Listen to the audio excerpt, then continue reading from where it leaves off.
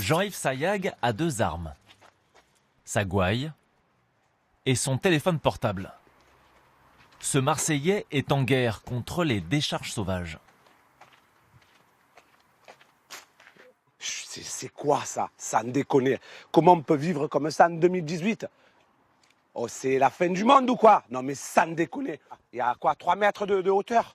Voilà, on trouve de tout, hein, comme d'habitude. De l'amiante, encore et toujours des frigos. C'est un truc de malade, voilà. Comment peut-on faire pour éradiquer ce fléau, ce cancer? C'est trop, il faut vraiment que les pouvoirs publics prennent en charge et trouvent des solutions pérennes pour le peuple marseillais, pour le peuple français, parce que c'est dans toute la France maintenant que c'est comme ça. Ce restaurateur, également humoriste, ne supporte plus la saleté de sa ville. Marseillaise, Marseillais, Français, Françaises et tous les amoureux de la nature, on partage s'il vous plaît. À bientôt. C'est quoi ça? Ces vidéos, il les diffuse en direct à ses 17 000 fans sur les réseaux sociaux. Jean-Yves Sayag en a posté 250 en un an. Certaines atteignent 500 000 vues.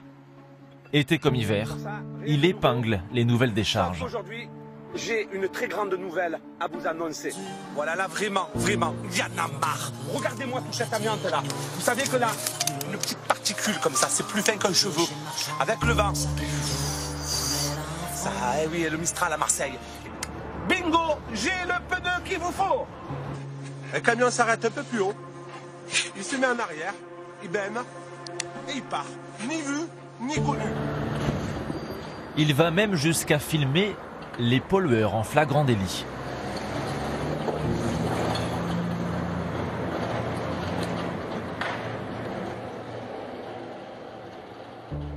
Dans vos vidéos, vous mâchez pas vos mots? Non, même si honnêtement je me modère. Je me modère puisque des fois ça peut choquer de parler vulgairement. Et en général je ne parle pas vulgairement, mais à un moment il faut appeler un chat. C'est-à-dire qu'un con, un pollueur, c'est un con. Ce rôle de lanceur d'alerte, Jean-Yves Sayag le doit à cette rue, l'a bien nommé Frédéric Sauvage.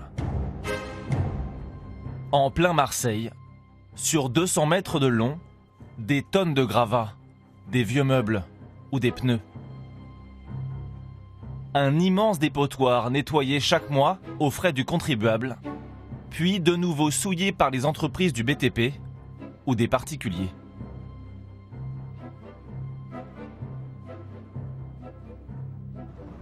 L'été dernier, excédé de voir ses ordures chaque soir en rentrant du travail, il finit par pousser un coup de gueule contre l'inaction des pouvoirs publics et l'impunité des fraudeurs. Son langage est toujours aussi fleuri. Franchement, il y a mieux à faire que faire ces merdes. Donc moi je dis à tous les professionnels du bâtiment, entre autres, allez vous faire enculer mais bien profond. Il n'y a aucun respect à avoir pour ces gens. Moi je dis qu'il faut minimum les attraper en flagrant délit. 2 000 € d'amende, 2 mois de prison ferme. Pendant plusieurs semaines, nous avons suivi le combat de ces citoyens révoltés, prêts à traquer les pollueurs et à les dénoncer, prêts à faire justice eux-mêmes.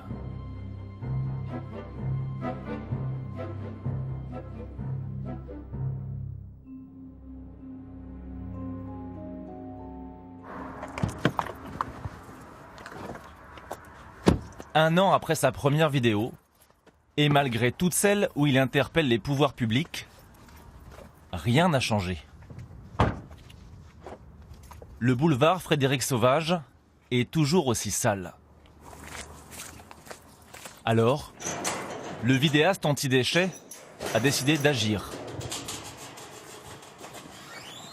Après sa journée de travail, il vient régulièrement planquer dans ce site désaffecté, juste en face de la décharge.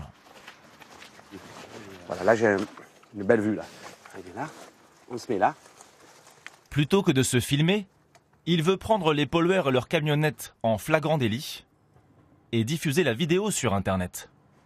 On se met en sous-marin, comme on dit dans le jargon.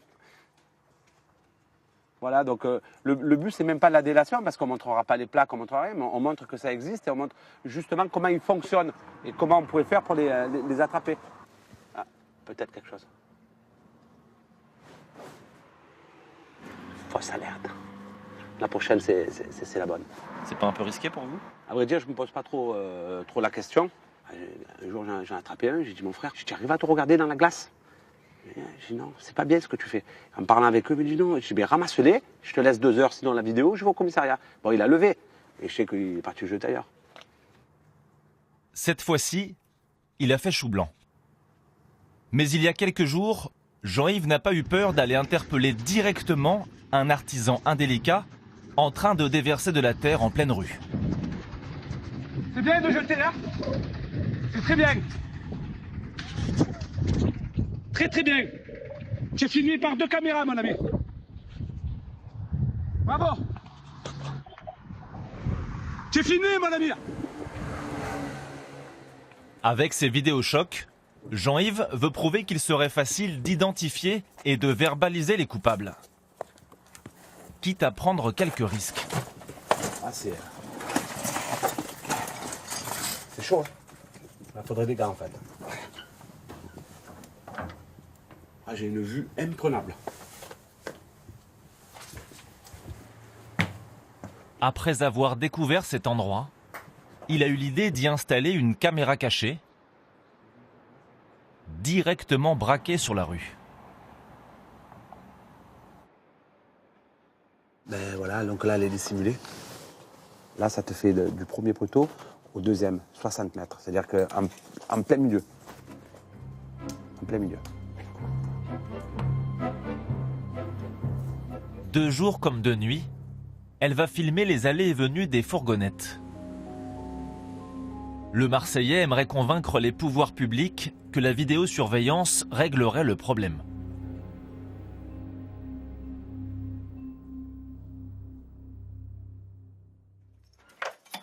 Une semaine plus tard, Jean-Yves et Sabri, un jeune qui le soutient, découvrent ensemble les images captées par leur caméra cachée. Sur environ 40 heures de vidéo, 8 flagrants délits. Bon, j'espère qu'on va tomber sur quelque chose. J'espère aussi. Hop, hop, hop, Ah. hop, hop. Bingo. Ah, marche arrière. Ça a jeté là, non? Ah, il y a un truc qui est sorti. T'as Hop vu? là, ils ont jeté. C'est quoi? C'est un fauteuil? C'est quoi? Eh, Ouais, ils jettent. Ils jettent. Au second plan, on aperçoit les pollueurs à la porte de leur camionnette. Ils jettent leurs déchets sur le trottoir pendant une dizaine de minutes.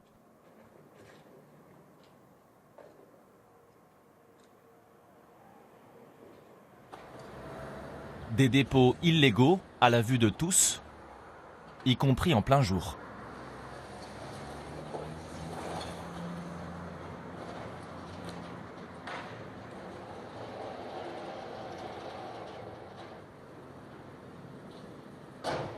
Si vraiment là, à la place, eh ben, il y avait 2 caméras contrôlées par la police nationale, eh ben, ils auraient pu les identifier et aller les chercher chez eux.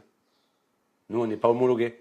Donc c'est pour ça que ça serait bien de faire au moins dans un endroit à Marseille, dans une zone test, de poser des caméras et de dire on va essayer pendant 6 mois. Ça marche, on développe. Voilà. Mais il faut au moins donner sa chance à la caméra. Comme toujours, le justicier anti-déchets met en scène son action pour alerter ses 17 000 fans. Aujourd'hui, j'ai décidé de procéder différemment. Vous allez comprendre pourquoi. Je vais vous montrer juste ça et ça. C'est une GoPro et une caméra. On les a dissimulés et ça donne ça. Les vidéos des coupables sont publiées. Par précaution, toutes les plaques d'immatriculation et les visages seront masqués.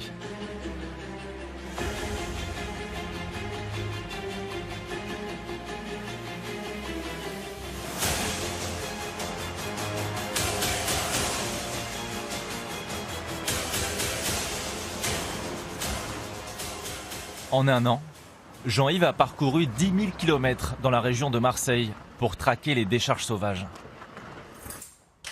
Ma puce, qu'est-ce que tu regardes encore? Ça va? Et toi? Ça va. Sa femme et sa fille s'inquiètent pour lui. Bon appétit, ma puce. Tu manges pas la salade? Non, merci. Depuis que Jean-Yves s'attaque directement aux délinquants, elles ont peur des représailles. Quoi, en 4 heures? Non, en 7 heures.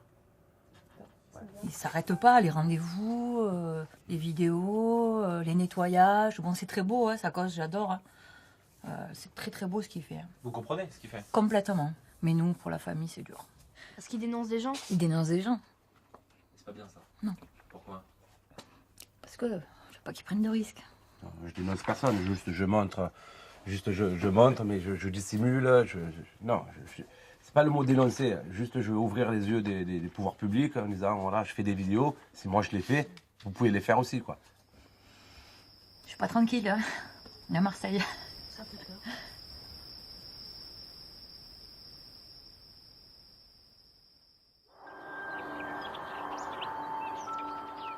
900 km plus au nord, Carrières-sous-Poissy.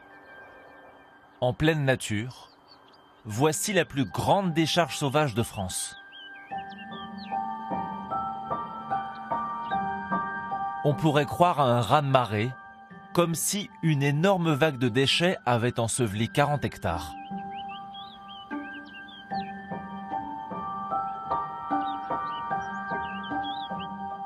Ici aussi, les riverains prennent les choses en main, mais avec une toute autre méthode. Fouiller la décharge, à la recherche d'indices pour retrouver les coupables. L'objectif, évidemment, c'est d'identifier un maximum de producteurs de déchets. Il ne faut pas hésiter à soulever les planches parce qu'il y a des documents qui sont là depuis plusieurs mois. Et voilà, donc il faut fouiner pour les retrouver. Il y a Vira qui va quand même, il y a pas mal de vent, donc elle va vous remettre des masques. Il y a quand même des matériaux dangereux dans la décharge. J'espère que vous avez tous vos gants, je vois que vous êtes équipés globalement. Mettez-les et ben on y va et puis on fait un point de toute façon après l'opération. Okay. C'est parti. Des retraités, des mères de famille ou des militants écolos. J'ai toujours le même. Des citoyens exaspérés, prêts à sacrifier leur week-end pour grimper sur un tas d'ordures.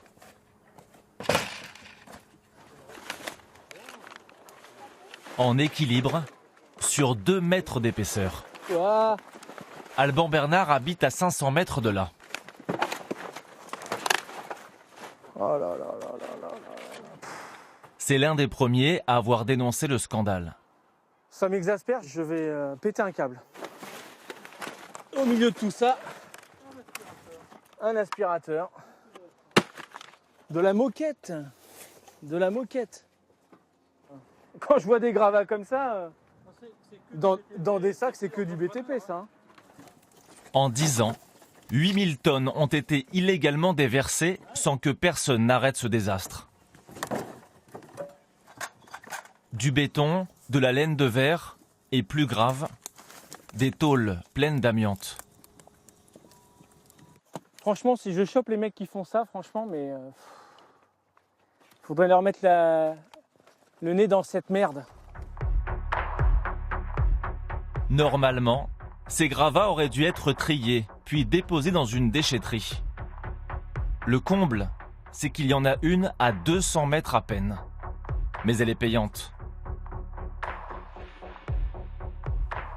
Pour économiser quelques centaines d'euros, des artisans jettent régulièrement leurs déchets sur la décharge sauvage.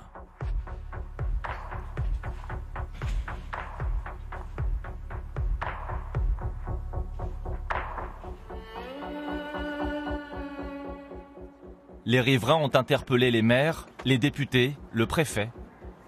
Ils ont porté plainte contre X sans aucun résultat. Alors, ils mènent leur propre enquête. Factures, contrats, fiches de paye. Ils collectent des dizaines de documents d'entreprise. Une mine d'informations. Là, on a carrément une pile de dossiers. Il y a des dossiers d'une société d'import-export. C'est des dossiers de 2005. Il y a même des courriers électroniques, c'est parfait ça. Il s'agit d'un transporteur aérien. C'est ça. Une entreprise qui est située donc, dans le 77, la Seine-et-Marne. Manifestement, ils ont dû faire effectuer des travaux ou se débarrasser de documents leur appartenant. Et donc tous ces documents se retrouvent ici. Anthony Effroy habite à 1 km. Il préside une association de protection de l'environnement. Alors là, on trouve une photo dédicacée de Jérôme Roten, donc le Meudonnais. Et à côté, on retrouve aussi un document qui appartient à l'association sportive. On essaiera de les contacter pour savoir comment leurs déchets ont pu se retrouver sur cette décharge. En 2 heures, ils ont pu relever le nom d'une vingtaine d'entreprises. La pêche a été bonne. Leur but, remonter la trace des déchets. Allez. 3 jours après la fouille, Anthony et ses voisins poursuivent leurs investigations. Pour comprendre comment ces vieux papiers ont pu se retrouver en pleine nature, ils vont appeler une à une les sociétés identifiées dans la décharge. Première tentative, l'association sportive basée à Meudon.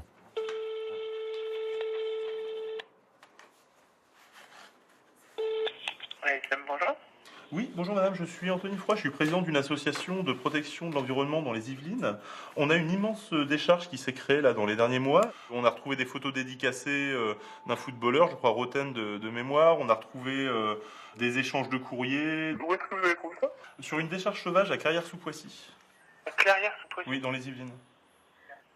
Je vois vraiment pas comment ça a pu atterrir là-bas. Parce que comme je vous dis, nous, si on a des choses achetées, on met dans la poubelle qui est juste à côté de nos locaux.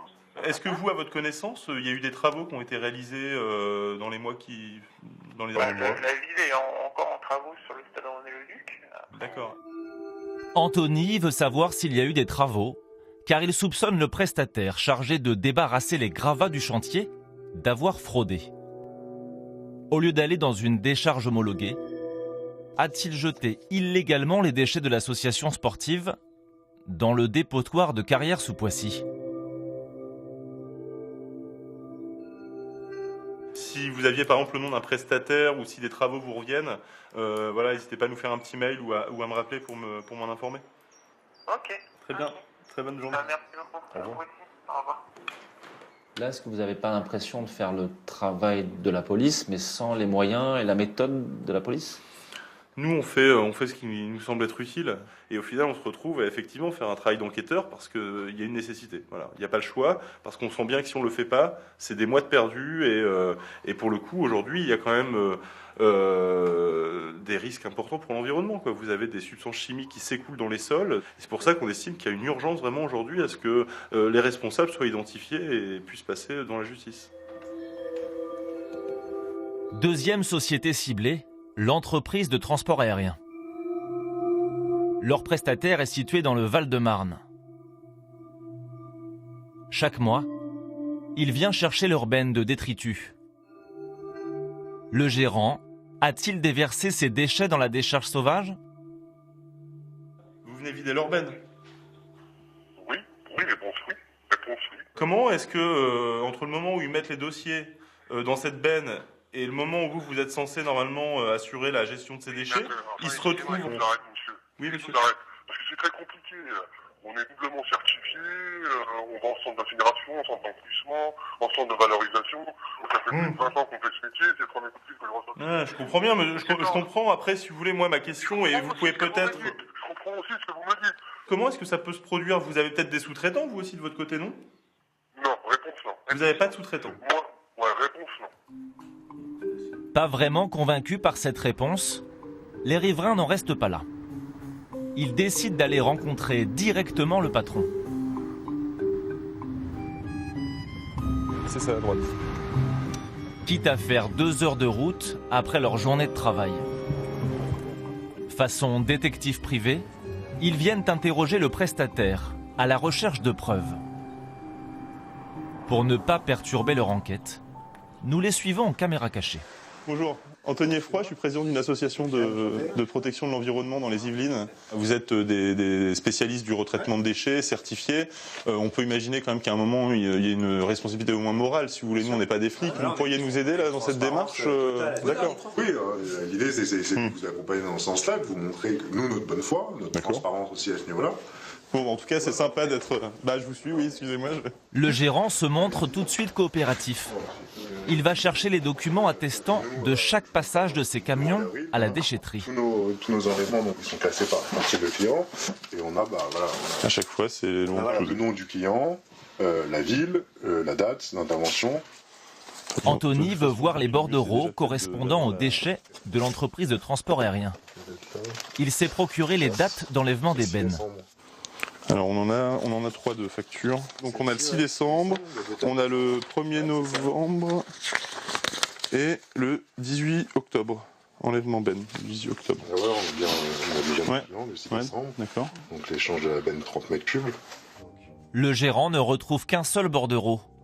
Il promet d'envoyer les autres par mail. Mais Anthony attend toujours.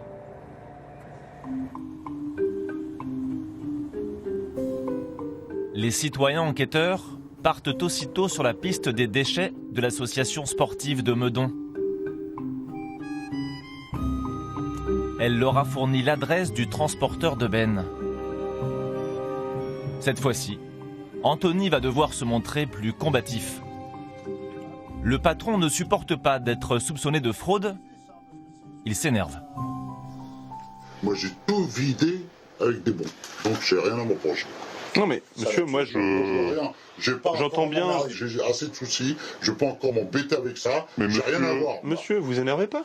Non, mais c'est pas ça. On est droit, carré. Et vous croyez qu'on l'est pas? Donc, vous venez me voir pour me dire on a trouvé ça. Mais monsieur, comment ces documents qui appartenaient à une société qui était dans l'immeuble que vous avez démoli se retrouvent sur la décharge de Carrier? Moi, j'en sais rien, moi. Oui, mais c'est ça que je vous demande. Comment est-ce que moi, j'ai rien à voir là. Mais je vous dis pas que vous avez, monsieur, je vous dis pas que vous avez à voir. C'est un problème qui vient de chez moi. Vous comprenez que ce soit normal qu'on vienne vous voir? C'est une entreprise familiale.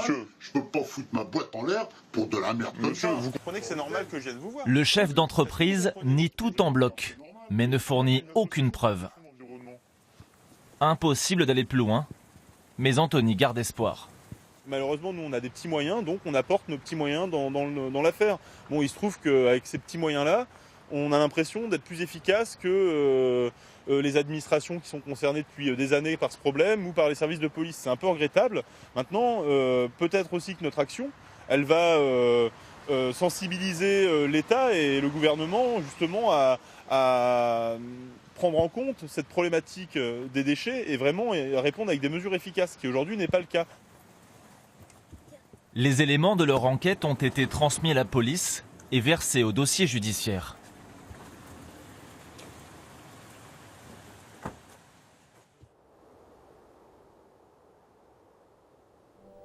Dans l'arrière-pays niçois, si vous êtes un pollueur, mieux vaut ne pas croiser la route de Janine Blondel.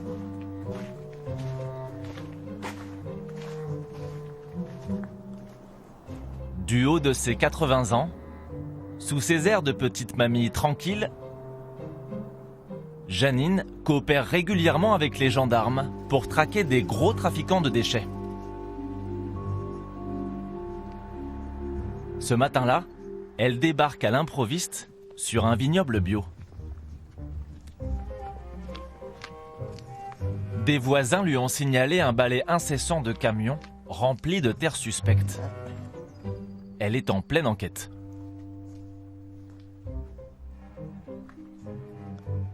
Il y a eu des camions récemment, la preuve, regardez, il y a des ornières. Hein. Ça se voit. Mais comme il a beaucoup plu hier, je pense qu'ils ne sont pas venus. Depuis 20 ans, cet ancien employé de supermarché s'est fait une spécialité. Dénoncer l'enfouissement illégal de déchets sur les terrains agricoles. Voilà, c'est quoi ça? Excusez-moi du peu, mais pour moi, il y a du ciment dedans. Hein. Je ne connais pas de terre grise comme ça hein, dans le secteur. Pour moi, la terre est beige ou marron, mais pas noire ou grise. Ici, le sol a été rehaussé avec des tonnes de terre de chantier pour y planter de nouvelles vignes. Le remblai fait une quinzaine de mètres de hauteur.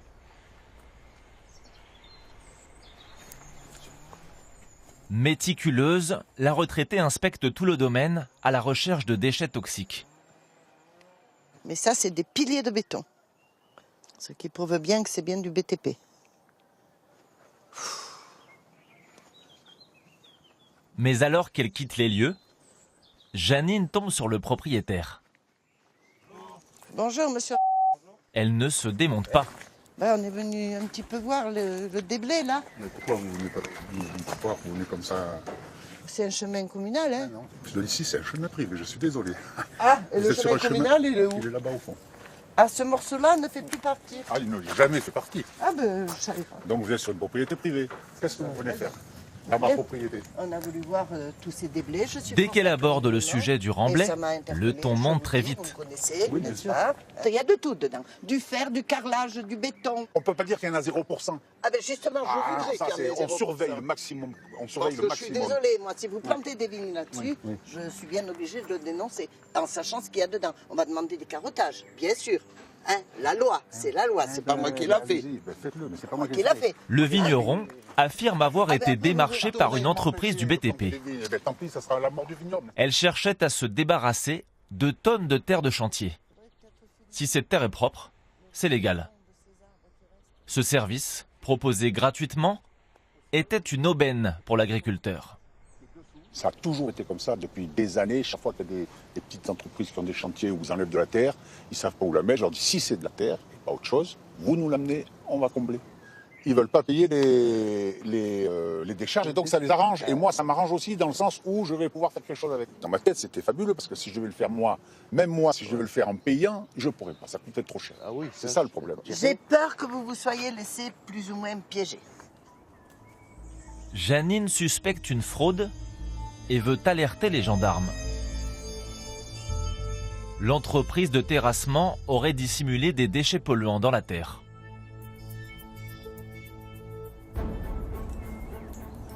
La retraitée n'en est pas à son coup d'essai. Récemment, elle a contribué au démantèlement d'une immense fraude de terre de chantier qui a secoué toute la Côte d'Azur. Des chefs d'entreprise de Nice, de Monaco, interpellés cette semaine par les gendarmes. Ils sont soupçonnés d'avoir participé à un vaste trafic de déchets de chantier. 9 arrestations, 3 chefs d'entreprise incarcérés pendant 2 mois. Des tonnes de déchets potentiellement toxiques déversés sauvagement en pleine nature, dans les rivières ou les champs.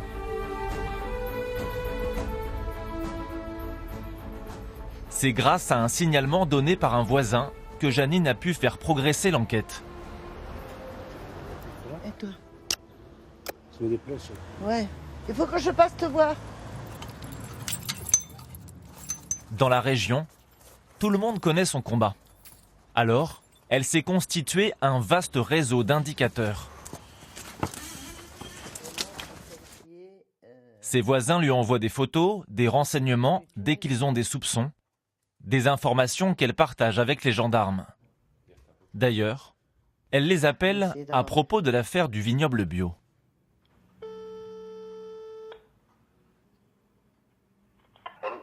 Oui, bonsoir, Madame Jondel à l'appareil.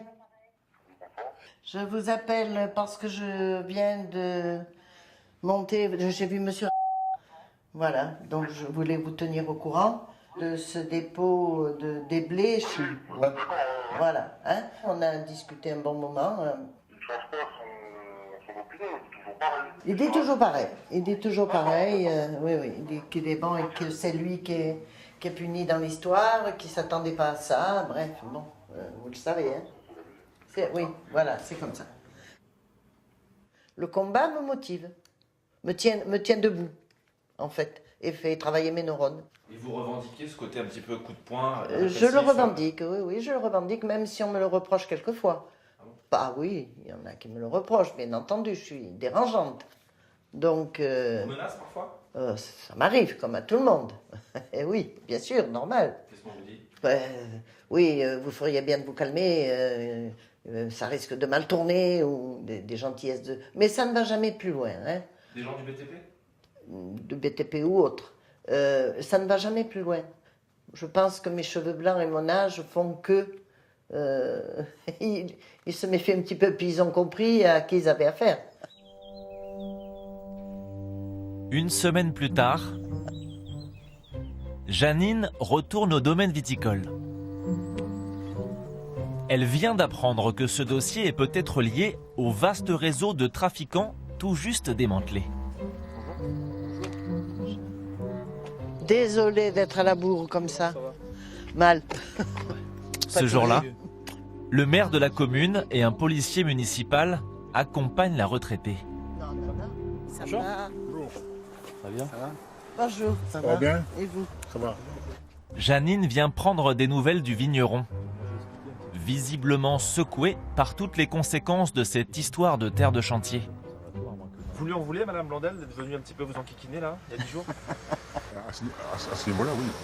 Oui, parce que pour moi, c'est un souci. Donc ça m'empêche de dormir quand même. Mais est-ce que vous vous êtes renseigné sur ce que vous risquez? Si vous êtes auditionné par les gendarmes, si le terrain est pollué? Mais non, je ne me suis pas renseigné. Parce que je continue à penser que peut-être il n'est pas et je l'espère, c'est tout. Mais après, je me renseigne, ça me fait quoi quand je serai renseigné? Me mettre le stress encore un peu plus? C'est ça que vous voulez? Que je sois stressé? C'est la solution. Imaginez-vous que cette terre soit malheureusement pas de bonne qualité. Vous allez planter des vignes sur cette terre pas de bonne qualité. Ça ne sera plus du bio, que vous le vouliez ou pas. Mais non, je ne pourrais pas planter de vignes là, voilà, c'est tout. Donc j'ai peur de... Attendez un petit peu que ça se tasse, n'abandonnez pas, et puis après vous verrez bien. Les convocations que vous pourrez recevoir, vous pourrez vous expliquer. Là, je pense que payer des sommes astronomiques, et donc ça revient au même que il va falloir que je vende quelque chose pour payer, quoi. Quelques jours plus tard, des prélèvements ont été réalisés. Si la terre est polluée, le vigneron pourrait avoir à s'expliquer face aux gendarmes.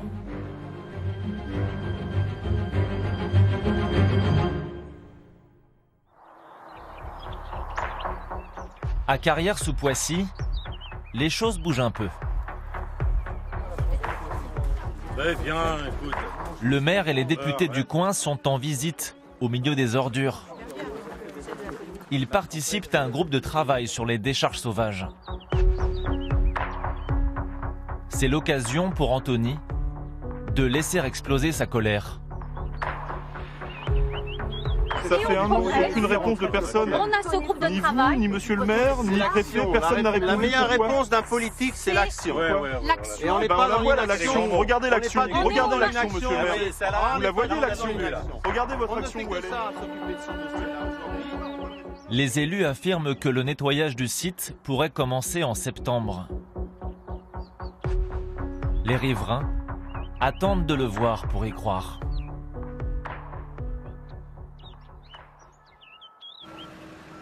Voilà, ce lundi, là, il est 6h20. Ça va aller de partout en espérant que les pollueurs respectent un peu notre terre. À Marseille, Jean-Yves est d'excellente humeur. Comme chaque mois, le boulevard Frédéric Sauvage est débarrassé de ses déchets.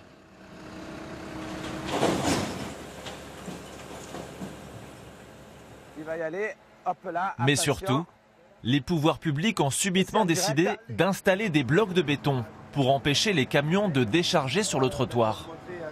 C'est un grand jour pour le vidéaste. Là, c'est pour vous, c'est en direct, c'est en exclusivité. Je suis ravi de voir que enfin ça paye, quoi. J'ai pas fait tout ça pour rien, toutes ces vidéos postées, tout ce temps perdu avec cette rue. Voilà une victoire encore du peuple marseillais. Aux dernières nouvelles, d'avoir partagé, liké les vidéos. depuis la mise en place de ce dispositif, le boulevard est resté propre.